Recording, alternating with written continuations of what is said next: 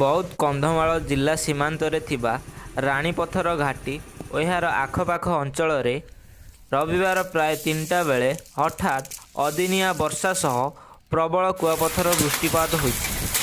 କୁଆପଥର ଏତେ ପରିମାଣରେ ପଡ଼ିଥିଲା ଯେ କିଛି ସମୟ ପାଇଁ ରାସ୍ତାଘାଟ, କ୍ଷେତଖଳା ଆଦି ସମ୍ପୂର୍ଣ୍ଣ ରୂପେ ପରିପୂର୍ଣ୍ଣ ହୋଇଯାଇଥିଲା।